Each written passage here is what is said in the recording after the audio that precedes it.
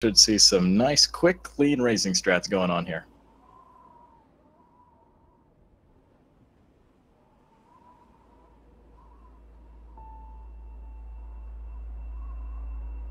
Looks like they've got their things set up, and I believe we are off, both of them. Race car versus Aw Yeah, and we are seeing the prologue here. A couple of basic mechanics going on here. You'll see both players jumping. The reason that is going on is because when each player is doing their jumps, they actually gain a little bit more speed than running on the ground. So at least for the prologue here, you're going to see them doing that whenever possible. Obviously, once they get out of the prologue and having access to their dash, they're going to be doing that pretty much non-stop. A lot of this is going to be about routing those dashes in the optimal way. As you can see, both of them have made it across the bridge. It would be a little unfortunate to see any hiccups there. It's very, very rare to see. So both of them out of the starting gate, and now things are going to start getting interesting. Right out of the gate, we have sort of a number of concepts that hit the players. In the first area, we're going to see a bunch of wall bounces, which is going to be when you dash up against the wall and then jump off of it. And again, already seeing some very quick movement going on for both players. There is a jump pad there. It's a little spring pad that when you go off of it, you will get your dash back. We can see already KVZZ is going along at a very fast clip. You'll notice just dashing almost non-stop, really. Everything has been super duper optimized to make sure that at almost no point are you either not dashing or not getting set up for something. You can see as a result, everything is going through very clean, dashing at just about all points. On Andy's side, going along at just about the exact same. Both the players are taking a very similar route. You're going to see generally fairly similar routes for at least the first couple of chapters, and we might see some more variations as we move on. Maybe a room or two, there will be a little bit of a difference, but for the most part, we're going to see probably some similar things here.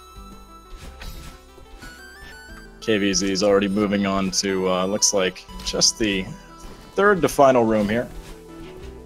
He's going to hop over this ice here, jump to that. There's a little jump off of that.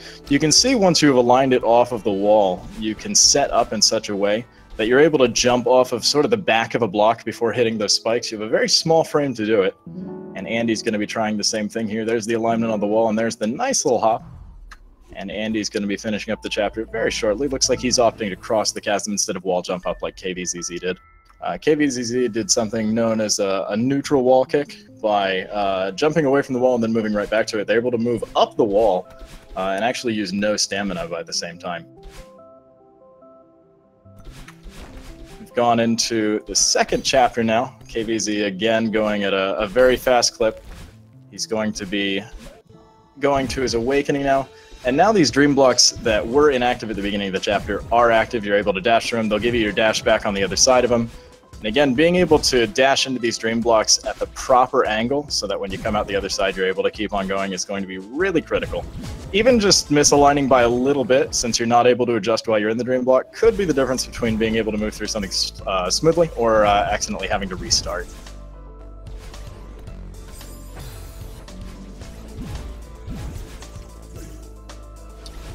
Again, KVZ is going through at a very smooth rate. Andy coming behind, he's just activated his own dream blocks, and he's going back up through, trying to get to where he can meet Battlein. KVZZ is currently in the Battlein phase, wherein she's going to be following behind his movements at a 3-second lag.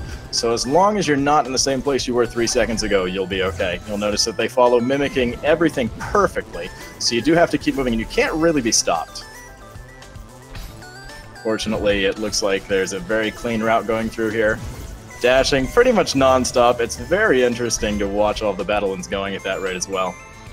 Andy is about 3 or 4 rooms back, doing a very similar route. Looks like we're opting for a little bit of a slower, safer way of doing the lock switches. Sometimes taking the safe way can definitely work out. KVZZ is exiting the dream area. And now he's going to be going back through the same area again without any usage of the dream blocks. You can see there's a lot of dashing along the ground to kind of either preserve or increase that momentum. With just a little hiccup here or there, it's not going to be too much time lost, just a second or two. AndyPerfect is going through the final area of this dream sequence. Just one more, and now that he's dropped out, Battlein is no longer going to chase him. So he's also going to be he'll be going through a number of rooms here using the dream blocks, and then once he goes through, he'll go through them one more time after waking back up. Moving into the resort. Chapter 3 is probably one of the most difficult chapters for newer runners. Since there's all this dust that you're going to see in a little bit going on and moving back and forth on the screen in time, and since that is not in the exact same position when you have gone into a room versus when you're going back through it, anytime you die, you kind of have to have a secondary strategy going on. This is one of the few rooms where you don't actually need to do anything different, but from about here on out, if a player has a little hiccup and they have to redo one of their rooms, they're going to have some kind of backup planned, either through not having any momentum saved up, like you would the first time you enter a room, or just because the dust is in a little bit of a different alignment. As it is, once you get really experienced at it and start getting through without really any of those hiccups, it becomes a little bit easier. But for a first-time runner, having to have kind of that initial entry strat as well as the backup can be very, very daunting. And he's just entering the resort as well. Looks like a little bit of a hiccup there, but he's moving along. KVZZ is making good progress, moving on. He's going to be coming up to a mess room that the players will have to clear 3 of these different blocks in. And there's a little bit of a routing there. You'll probably see the same routes from both players. Andy might take a slightly different one. There is one sort of fastest way based on where Oshiro comes in each time you've ended up clearing one of those blocks. Look at that, very clean, precise navigation through this room. And there's the first touch to Oshiro. Now, as I mentioned, there's all these towels, there's these books, all of these kind of blocks stuck in each of these rooms. And after he gets through each of these 3 sequences and clears them out, you're not going to see any of those blocks appearing in any of the later sequences.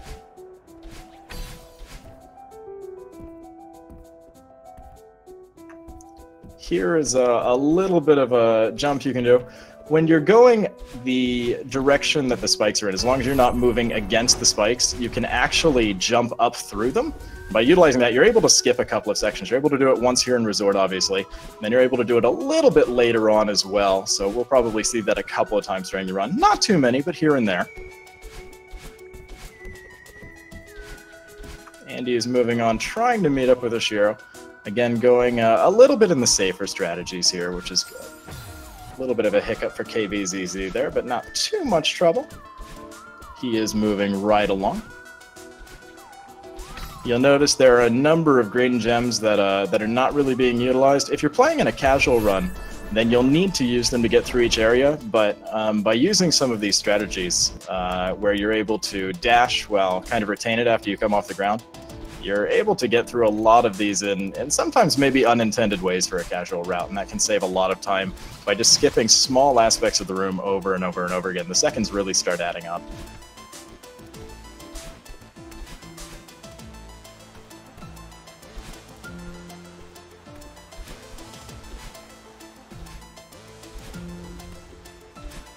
And I believe we're going to be getting somebody else in here. I think Flesh is going to be joining me very shortly. Speaking of very shortly, KVZZ will very shortly be finishing this section. Hey there, Flesh. Welcome in.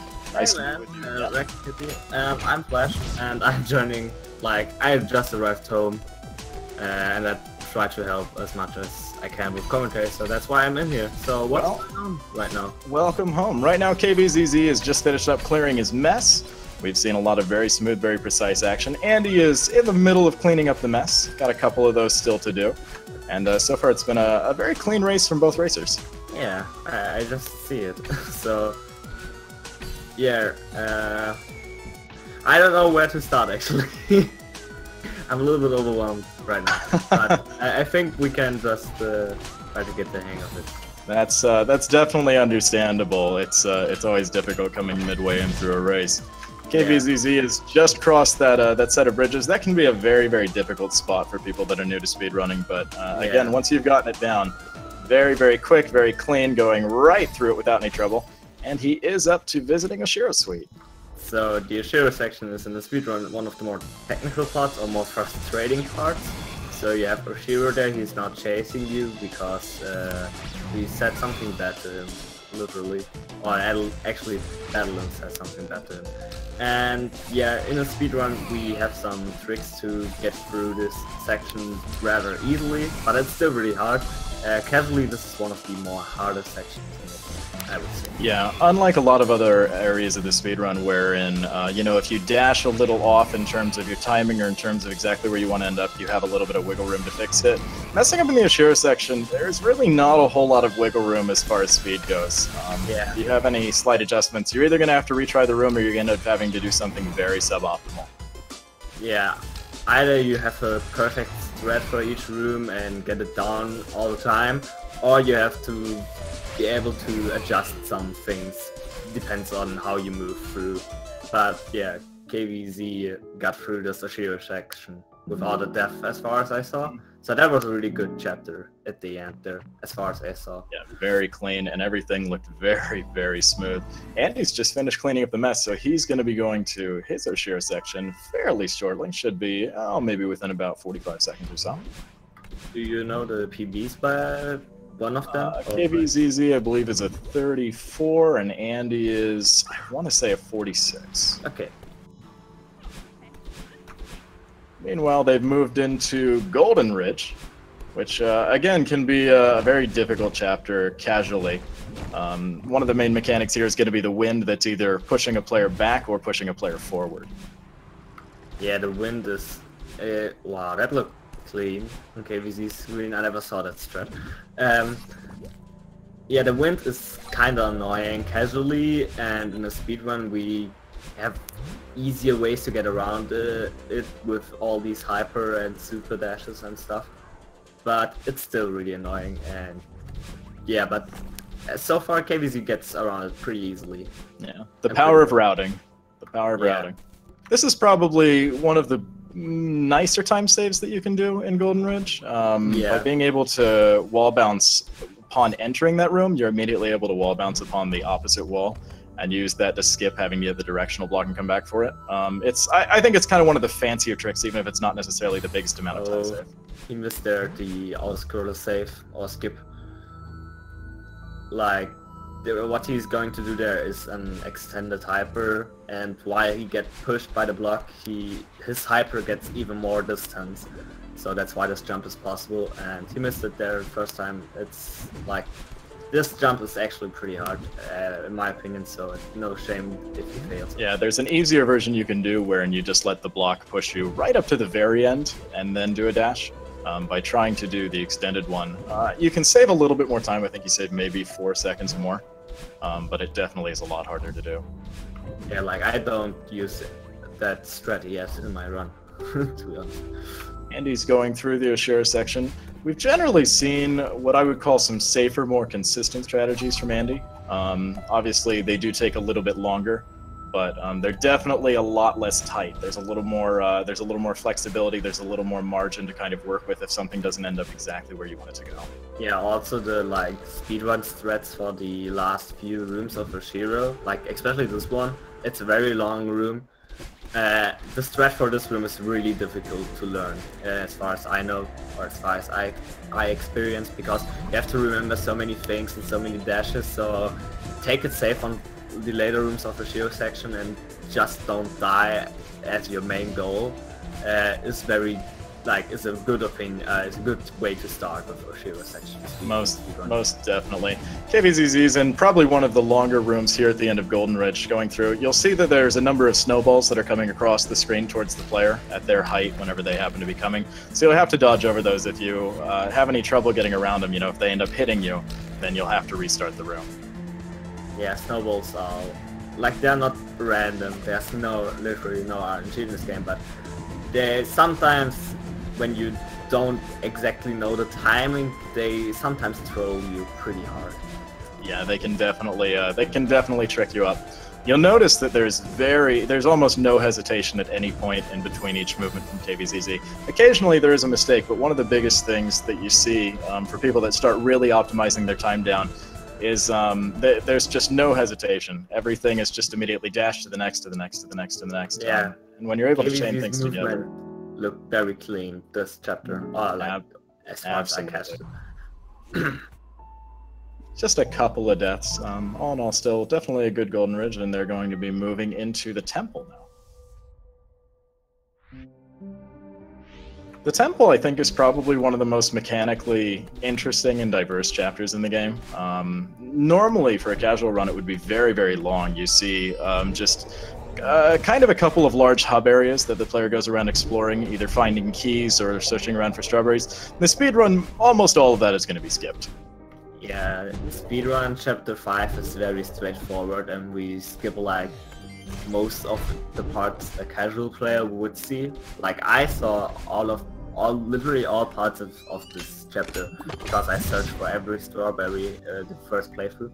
And in a speedrun it's like, it feels very, very short compared to a casual playthrough, but there's still a ton of cool tricks to pull off, so you won't miss anything that's cool in this chapter. Yeah, we've already seen a couple of really interesting strategies here. A lot of them are going to be utilizing this block here. Unlike the blocks you saw in chapter 1, where when you step on them, they'll send you from one part of their rail to the other. These respond to your dashes, and so by timing the dash appropriately and by timing the kind of dash that the player's doing, they're able to use these blocks in a couple of interesting ways sometimes. Yeah, that's definitely really cool strats to pull off. Like, as every momentum in the game, momentum from blocks adds to Madeline's dash momentum, and blocks that are just moving by dashing makes it very easy for this like mechanic that you can add momentum with each other. KVZZ is going into the mirror. Besides one hiccup, it's been a very, very good temple. Meanwhile, Andy is moving along through Golden Ridge. Looks like, again, fairly clean. Looks like, again, some similar, safer, a little more cautious strats, so it seems like it's going to be a good run for him as well. And here things start getting a little bit interesting. KVZZ is going to go through a number of rooms here where these Seekers are going to be chasing him. And the Seeker movement, once it responds to a player, is going to generally kind of go towards them in a small arc. And in a number of ways, you can kind of use these Seekers to either hit lock switches for you, or maybe to use as a boost, or just to stay out of their way and move as quickly as possible to the next area. Yeah, so you can also jump off Seekers like nearly every enemy in the game, and you can get your dash back from them. So yeah, there are a lot of things you can optimize with those Seekers. Especially newer runners do some interesting things with the Seekers, and also later in the tier section. But yeah, more optimized runners have also some really cool strats for the Seeker sections. Yeah, I find that as players begin to speedrun, it's really about avoiding the Seekers and trying to stay away from moving through them as quickly as possible. But you'll see KVZZ has optimized it to a point that not only is he not avoiding the Seekers, he's actually using them. You know, sometimes to press a lock switch, sometimes to get the dash back at a perfect time, sometimes really just to use as a jumping block to kind of align himself properly. At any rate, it allows you to go through very quick in a way that could not be achieved just by avoiding them. So what just KVZ did their really major skip of the run, like compared to casual, but we haven't any time to explain it, so we might explain it when Andy comes up to that part, because that's a very essential skip, like every player at least gotta do. Yeah, and it's a surprisingly easy one. If it's something that you want to run, that is almost kind of the beginner's handbook of skips in this game, since it's probably a fairly easy one and is the biggest skip in the game. Moving through, this is sort of the Theo section. Theo's been trapped on a crystal that the player has to carry from one area to the other, hitting lock switches along the way in each room, while also avoiding the Seekers. It's a lot to juggle, but as you can see, by properly routing it, he's very, very able to just quickly navigate through each room with very little trouble. Yeah, and as Madeline, Theo, that looked very cool. Theo also get boosted by blocks, like every other thing. So yeah, that we saw it there. He used the boost of the block to move with Theo very fast through the room. Yeah, already in the final room here, you can see he'll throw Theo there. And after doing so, he'll immediately dash. You're not normally able to dash while holding Theo, but by dropping him and then immediately dashing after him, the player is able to maintain a lot of speed. And by doing that in a certain timing, getting a good routing for when to throw Theo and dash, the player is able to move through without really having to stop at all. What might otherwise be a cumbersome section, as you can see, can be very, very quick and clean. So Andy just finished chapter 4 and KVZ just finished chapter 5, so there's like one chapter between them two. Andy, like as we said, he is more focusing on not dying than using very fast threats, which is arguably a good decision. Like, especially for newer runners, not dying should be the main goal instead of like doing the really fast threats. Death is almost always, without exception, the biggest time loss you can get. So yeah, KVZ is now in chapter 6. There are a bunch of new mechanics, like we already saw feathers. You just jump into them and you can fly through the air. It's very self-explanatory when you watch a KVZ screen. Then there are these cattle blocks. You have to dash into them, and then they will dash towards you, like depends on which direction you dash into them. We named them Kevin because Kevin from Power Up Audio make the audio effect for them. And then are these bumpers we see in a few seconds, where they like just bumpers from a pinball machine. Like, you will just see it when we get there. Yeah, just another 2 rooms before we've hit that point. Maybe 3. I think it's 3, actually. I don't know. I haven't played that game for a while. Andy's moving through the temple here. He should be getting into the mirror in about 30 seconds or so, maybe a little bit beyond that. And then after he goes through that, we'll kind of be keeping an eye out so that we can talk about the big skip that happens in temple. Yeah, it's not really hard to pull off, but it's like very important in this game. Meanwhile, KVZZ is going along. You're not going to see it here, but one of the really interesting things about Reflection is that you have multiple paths that you can choose in just about every room. You can go either a top way or a lower way. And KVZZ is going to be choosing here. It might appear like it's random, but all of these rooms have kind of been gone through, and people have sort of determined an optimal route on whether you want to take the top or bottom route for each one. And that's the way that KVZZ is going now, what I would call kind of the standard route through here.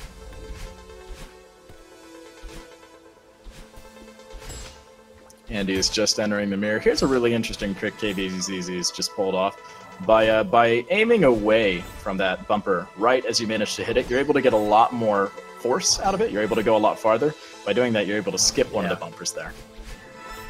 So technically you like get the, like, how to say it. So there's a set distance when you normally bump from the bumper, and when you hold away, it's like 2 times of the distance. I don't know how to say it correctly in English. Yeah, it can really take you by surprise if you're not expecting it to. A little bit of a hiccup there, but we're moving towards the second part of this chapter. KVZZ is going to go through a number of screens now in which you can kind of see Battlin's hair in the background. And then he is going to be in a fight with her where he's going to have to repeatedly hit her over and over again while dodging laser blasts and energy balls and things like that. Yeah, the fight with Battlin is like the major part of chapter 6. Like, this entire part we just saw is like a build-up to this epic boss fight against Battlin. Yeah. Meanwhile, Andy's going through the secret rooms. He's about halfway through the secret rooms now, so coming up to that big search skip. It looks like he's going through without too much trouble from the seekers. Again, we're focusing, it looks like, mostly on avoiding them. Occasionally using to get some of the lock switches, but by and large, I think just trying to stay out of the way and get through the rooms as quickly as possible. And here is the beginning of the battle and fight. You're going to notice that the kind of the pacing of the game is a lot faster now. And a lot of this, since there is no randomization in the game, and it has all been routed out, is just going to be hitting Battlin to get her to move to another area of the room, and then immediately kind of reorienting yourself and moving forward again to just keep hitting her over and over and over while dodging these lasers. Yeah, so, but really quick, we just want to mention it. So Andy is now attempting on the surge skip. So yeah, he's got it. So what he did there is an extended backwards dash jump. So normally you have to search in this entire section. There are 3 keys, very like you have to explore a lot of areas to get to them, and it saves around 2 or 3 minutes, depends on how good you are at the area. So you normally have to find 2 keys to open a path or a bubble, and the bubble launches you over that wave we just skipped. So, and we can just skip this by an extended backwards dash jump. So normally you can do extended dash jumps, like we all know, but we have to do the one backwards, so we have more, like we can actually get an extended dash jump, but get over that spike. Where if we face towards the spikes, we might get hit by the spikes before we actually get an extended jump. So that's why we have to do the extended backwards jump. It sounds very like confusing and difficult to pull off, but you sit there like maybe 5 to 10 minutes to practice it. Like I've did on the first try, but it's not really that hard. Like you just have to know how to do an extended backwards dash jump, and that's it. Yeah, it sounds very technical, but what it essentially boils down to is dash back towards the wall. As soon as you hit the wall, immediately change the direction and start trying to go towards the exit and jump. And I mean, it really, for something, you know, with such a technical name and something that looks so impressive, it's very, very easy to pull off. Speaking of impressive and easy, KVZZ is making Battleland look a little bit silly here. He is just going through this with a ruthless efficiency. Yeah, especially in the casual pledge where Battleland is actually really hard, but KVZ just rushed through there in no time. Like that's really good chapter 6, to be honest. Yeah, for the most part, it was very clean, very smooth. Now that he is finished fighting Battleline, the two kind of make up and come together. As a result, KVZZ is going to have 2 dashes for the end of this chapter, which is just another couple of seconds. And then for the entirety of Chapter 7, the player is going to go back through small little areas of each of the previous chapters while using 2 dashes to go through them. So you're going to see a lot of things that wouldn't have been possible because the player only had 1 dash is now going to be utilized. You're going to see a lot of speed going on. And he's just about finished up with Temple. He's got just a couple more rooms to go. And it looks like he's having just a little bit of trouble here with this platform section. And again, right immediately, you're going to see a lot of double dashing. Just about every time the player leaves the ground, there's going to be 1 dash to kind of orient yourself, another to come back towards the ground, and then it's just going to continue on. As soon as they hit the ground, they'll be off again.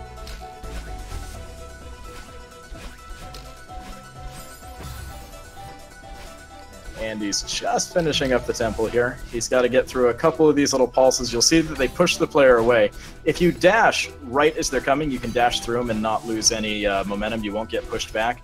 But if you're not dashing, then you can see it just keep shoving them back, and it can take a little bit longer if you haven't kind of optimized out a route for that.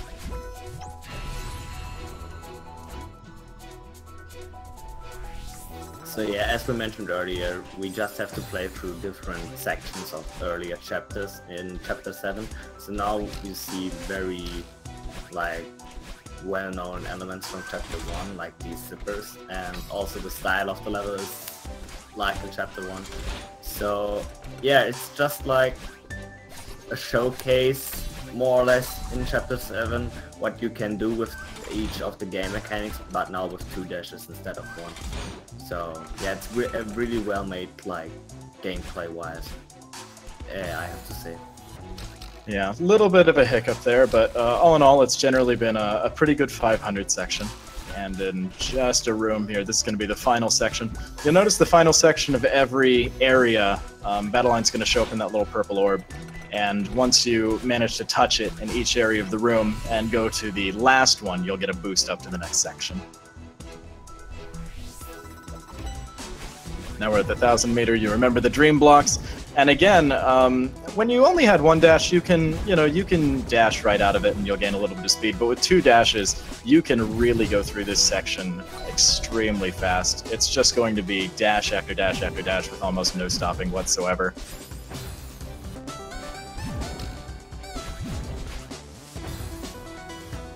Andy is moving on. And again, in Chapter 1, Andy opted to go ahead and take the going across the chasm rather than doing a neutral wall kick. And again, you're going to see sort of the casual strat here, going and actually hitting the Kevin block to get a feather recovered instead of neutral wall kicking up that wall as well. Yeah, I actually don't know how much slower this is, but...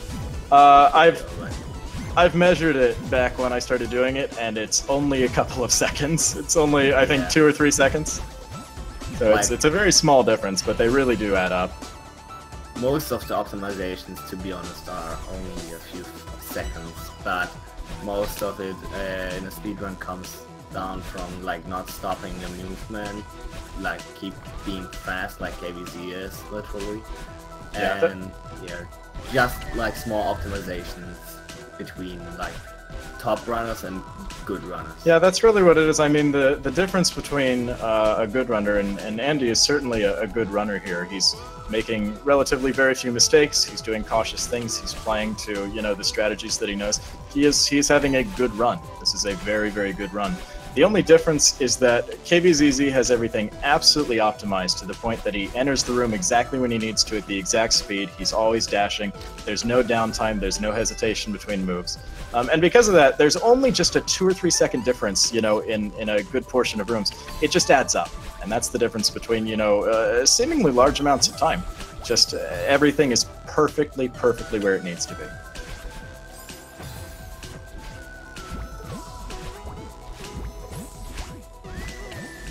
We're seeing the end of the little resort section here. We're going to be moving on into the Golden Ridge section now.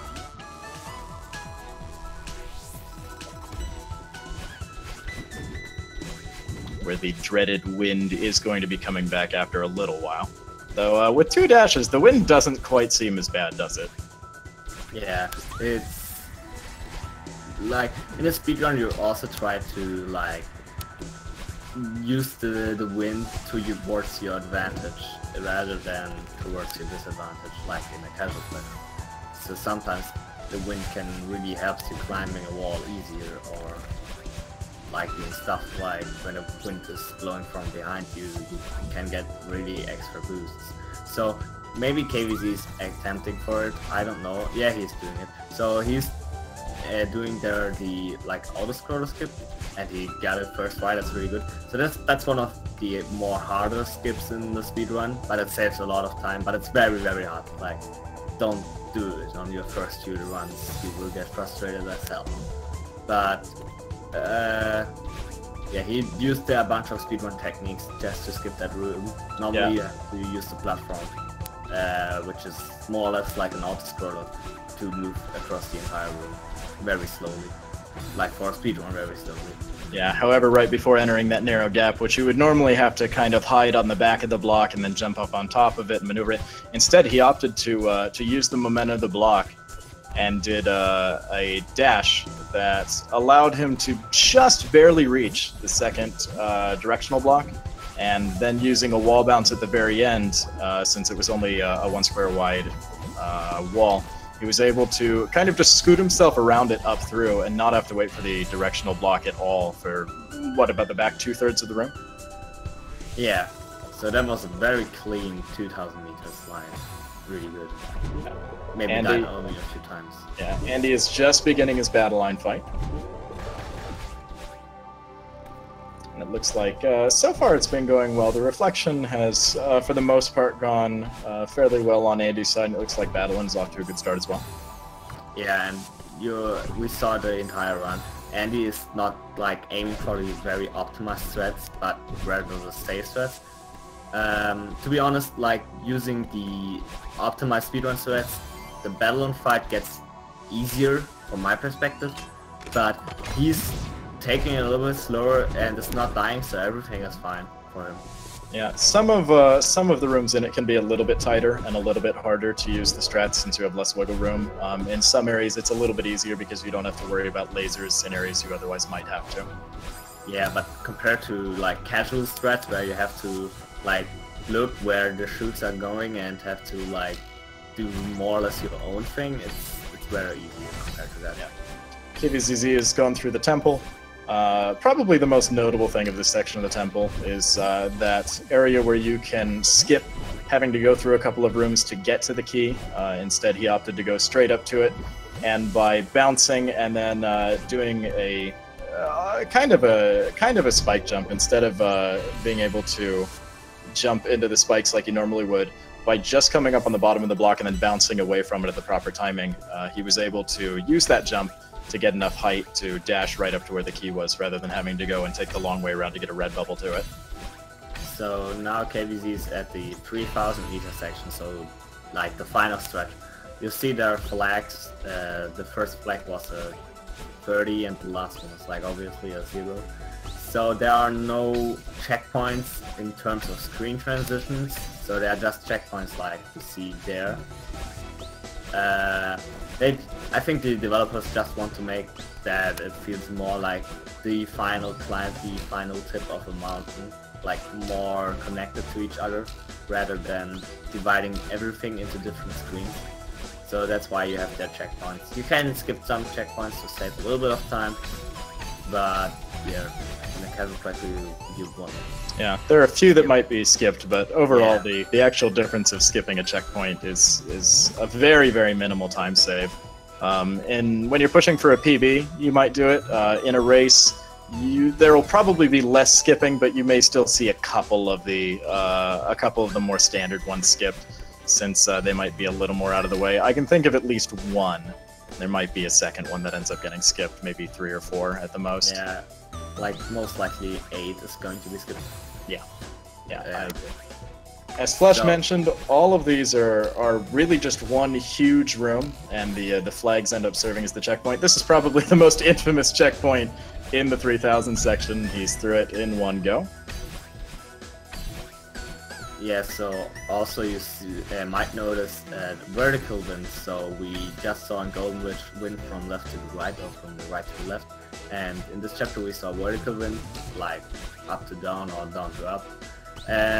It's very self-explanatory. It rather pushes you down, like your jumps get smaller and you have a harder time to climb, for example, or you fall slower and you jump a little bit higher. So that's the main mechanic of the 3000 meter section. Otherwise it's just very like difficult for casual play, at least, movement and platforming, but very well made. I had a lot of fun playing through the section. Yeah, you'll see a couple of revisited concepts. There's the feather from Reflections, and you see the clouds from Golden Ridge as well. But for the most part, it's very much just these sort of crystal passages that you'll have to pass through, utilizing either a feather or dashing through them in certain ways. And it's, as you can see, they've generally made it kind of clear in where you're supposed to use the dashes. There's not really a whole lot of flexibility in a casual run where you're able to do that. And already KVZZ is at this final flag here. It's a relatively relaxing ascent, and that is KVZZ's run. So yeah, GG's to KVZ. It was a really good run. Everything I saw, at least. And just as he finished, Andy is right now entering chapter 7. Getting started, just like as always, using more safe threats, but that's okay. Like everyone should use his own pace. It's just finishing up that first section. Looks like so far it's off to a good start. So maybe, I don't know, but maybe we will hear an interview by KVZ. I would like to have an interview with him, but if that's not possible, that's alright. Yeah, we'll have to see. So a 34:37, that is a very, very good time. And only 31 deaths, like, it's okay. I would be very happy with only 31 deaths. That is, to the best of my knowledge, a PB for KVZZ, actually.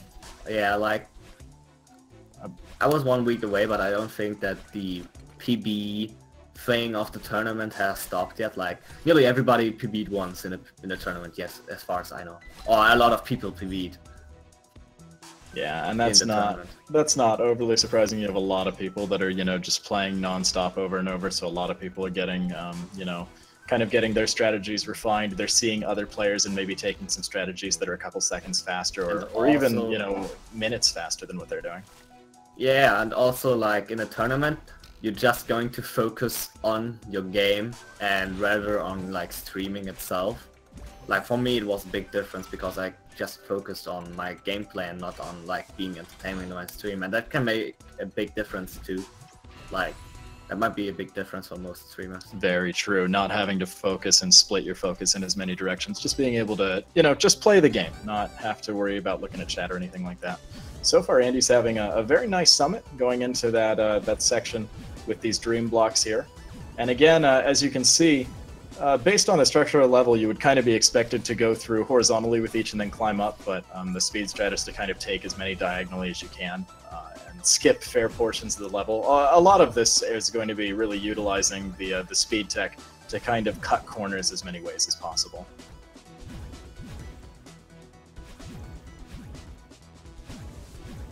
Here we go, we've got just a couple more rooms, little hiccup there, but right back on track coming up through these dream blocks.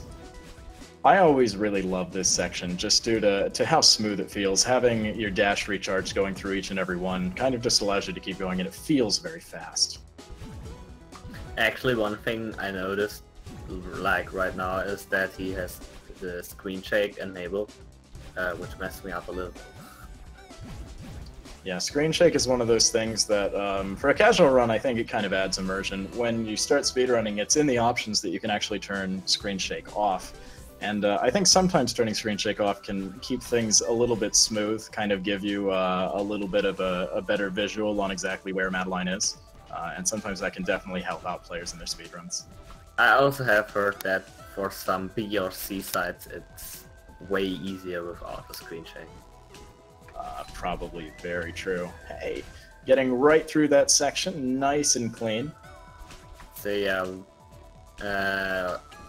1,500 meters, the whole section of Chapter 7 is really difficult. Like you get your cycles back, and there are very long rooms. You can die very easily on and lose a bunch of time by just dying near the end. So this is something you have to be serious at. Like you have to focus full time during this section. Long rooms and cycles are kind of the two big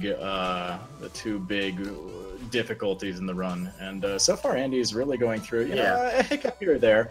But the important thing is that he's making it through all the really long rooms. Dying at the end of a long room is much worse than having a little hiccup at the beginning of a room or in a short room like this, where it's only going to be a couple of seconds if you end up having a mistake.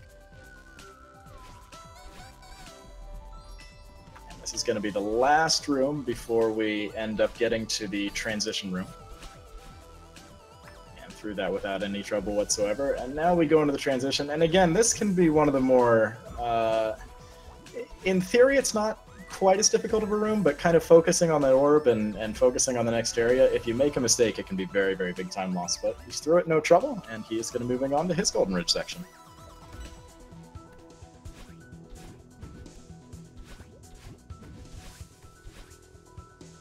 There you go. And again, you can see a difference in the routing that the players have taken.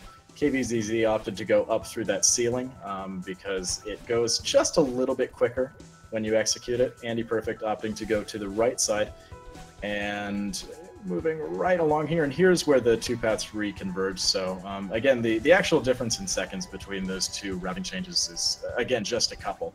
And that's assuming perfect execution. But these things do add up.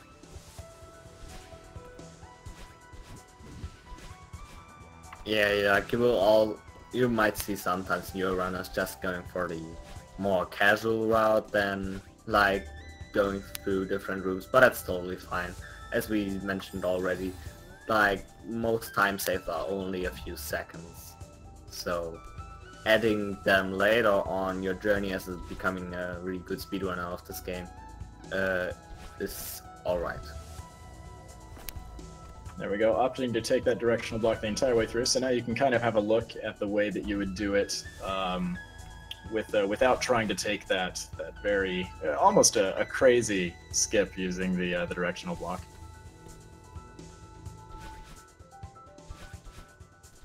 We'll see just a few more rooms here. I think there's, what, 3 more rooms? 2 more rooms?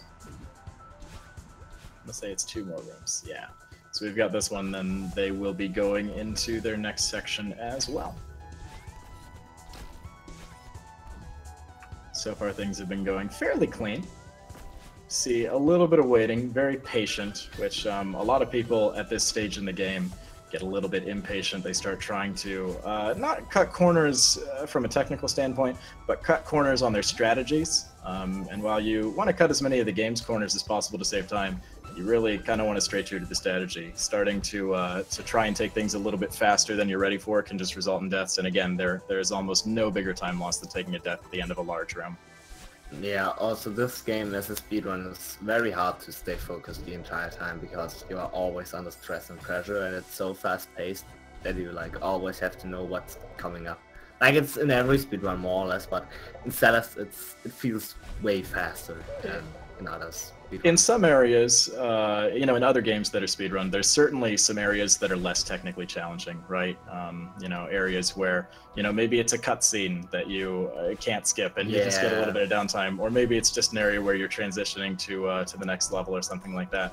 But in Celeste, due to the nature of these rooms, where you not only have to always be dashing, but always be sort of planning your entry into the next room or how to fix maybe an entry that you just couldn't adjust to how you wanted it to, you always have to be thinking, you always have to be focused, because at any moment you could accidentally mess up one of these dashes and then your whole routing is messed up. Yeah, so what Andy just did there was the casual way of getting the key, and KVZ just skipped that room with the bubble to get to the key and use some spike jumps. Yeah, now it's important to note that doing the skip, you know, getting the key without using the red bubble can be faster if you're able to do it first try, but if you end up taking, you know, 9, 10, 11, you know, tons and tons of tries, then it can really just be quicker to take Andy's route. It all just depends on how consistently you can pull off what's maybe a more optimal strategy. And he is going to be leaving Temple, and then as you saw, we're just going to be 30 flags between him and victory.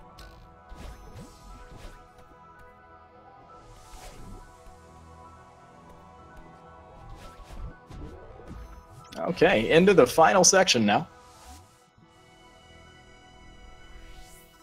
And again, as he goes through, you'll notice that a lot of these are very, very long rooms that, rather than being cut up by stream transitions, as Flesh mentioned, are just going to be cut up by these flags that serve as checkpoints instead.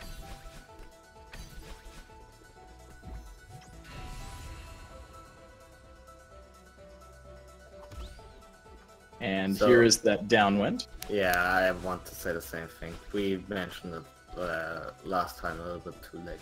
So now you can see the difference. When he dashes upwards, his dash looks way shorter, and when he jumps, yeah, it's also like a way shorter jump, and he falls faster, I believe, too. Yeah, so, yeah. You'll notice trying to jump up along those walls, there is very, very little height that's actually gained from there. So you just have, like, the entire game, you had always the same distance to jump and stuff. And now you have to, like, think a little bit different about it, and that might mess you up a little bit. Like, not actively messing you up, but sometimes you miscalculate your jumps and whatsoever. So, yeah. It can be a little bit tricky, but in a speedrun, and so far Andy is doing pretty good with that section. Yeah, so far very little trouble going through. I don't think it's going to be a PV, but it's still been a very smooth, very clean run. And now we're going to a little bit of a more generous section. Now it's the upwind, which is going to work with the player rather than shoving them down. It doesn't necessarily make all of these things easier, but I feel it gives the player a little bit more time to sort of plan jumps and plan dashes.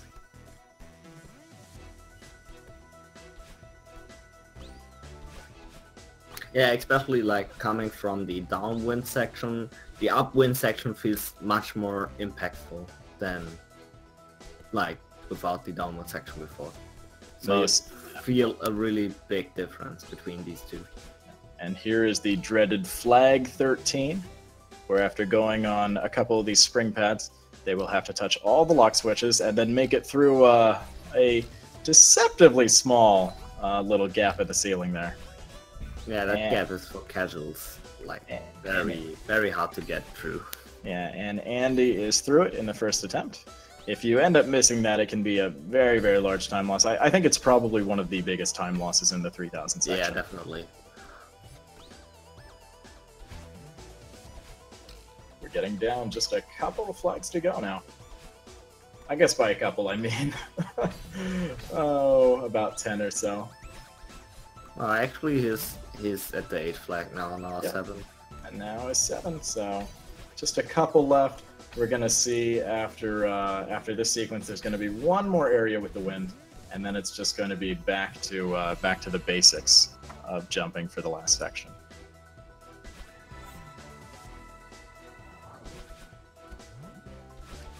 You'll see after that they were already perfectly aligned for the cloud. Here's flag 5, and it's just another couple of sections here. Flag 3 to 2 is probably the only other real hiccup that stands between them and the final area of the mountain.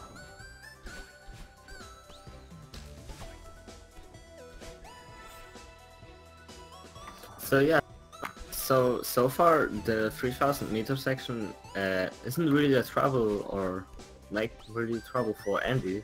So he's getting through this really easy, or good, whatever. I'm really impressed, to be honest. Yeah. Just this one last hop, and ooh! Yeah, he climbed once, a little bit too often. That sometimes happens. Yeah, if you end up jumping a little bit too much, you'll run out of energy there, and it can be very difficult to make that last gap. There's the 3 jump. There we go. Oh, not again. Unfortunate. He had the stamina. He was able to get up to that spot, but he ended up letting go just a little bit too early, so instead of taking the jump, he accidentally fell off of it. We'll try it one more time, how about? There we go. So yeah, the last flag is really chill towards the end. Yeah, there are a couple of crystals that you can hit, but generally speaking, as long as you're not really trying to push for every half second, then you will make it. There you go. Andy is also complete. So there with 48-13, not PB'd, but yeah, still a good time. It looks like, I don't know how much Andy played last weeks, but it looks like he was a little bit rusty there compared to his PB. But only 40-man deaths. There you see, like, he just aimed for like the difference in time is very huge, but like 14 minutes. But he just died 18 times more, so he focused really on not dying instead of using the fastest threats. Yeah. Also finished with 0 berries. Shoutouts to that. Yeah, just a difference in optimization. Again, Andy took some cautious routes, really focused on just trying to play as consistent as possible. But KVZZ is playing the very optimal, always be dashing. Every entry to every room is absolutely planned out to maximize speed.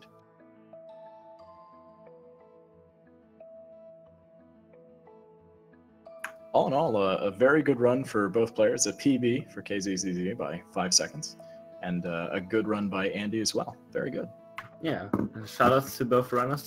Put on an amazing show. Like, KVZ showed us how well you can optimize your movement and just be fast by not stopping. And Andy showed us a very good way to take it safe but still make a good time. So there you got the 2 difference, and you can mixture them towards your own gameplay. So that's really cool. Yeah, now I'm not sure if we're actually going to get an interview here. Might be able to potentially get one with Andy. Yeah, I am also not sure. We will, I guess, wait for just a couple of moments to see.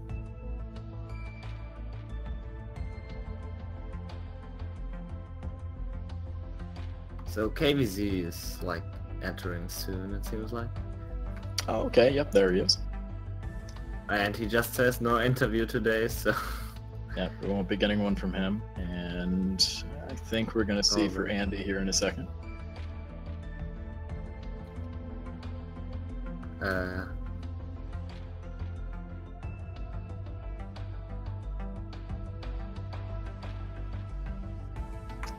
think we're going to get Andy in here in just a second.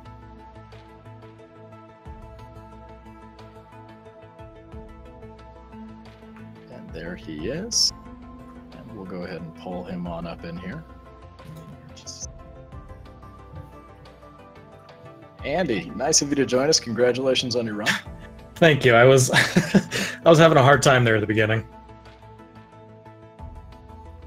Yeah, we just saw like one question right away.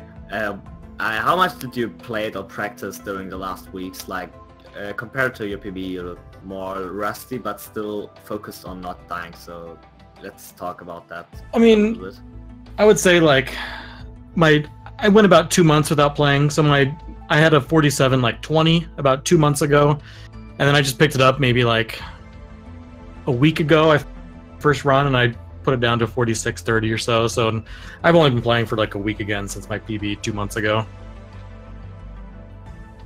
All right. So I still feel pretty rusty, but oh gosh, I would say my Celestial Resort, my Golden Ridge, and my Mirror Temple, those are like the worst chapters I've had in a long time. But it's all good. Yeah, there were definitely a couple of rough areas, but all in all, I mean, despite having a couple of hiccup spots, all of them were still very smooth. So it seems like even in just the space of a week, you've already shaken most of the rust off and got a lot of that smoothness back. Yeah, it's surprising to me. Like, it's just one of those things where, like, as you play more and more, you just like start dying more. Sometimes you just have a run where you die a bunch like this, and you realize I'm only a minute and a half off my PB, and I felt like I played terrible.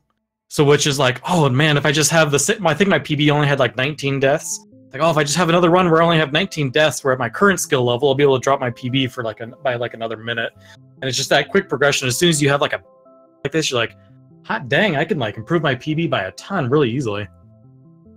Yeah, always good to kind of focus on the areas to improve, shake off any sort of rough spots that happen. Oh, for sure. Do you have a chapter that you think you did kind of best at in this compared to how you normally run? My Forsaken City was decent. I usually average around a 130, so that was fine. Honestly, whatever the boss name is in Reflection, that section, yeah, that section went pretty all right. Yeah, I think I only had like 2 or 3 deaths during the boss. Yeah, it looked like it was a very clean go through there. But yeah, I'm pretty happy with overall.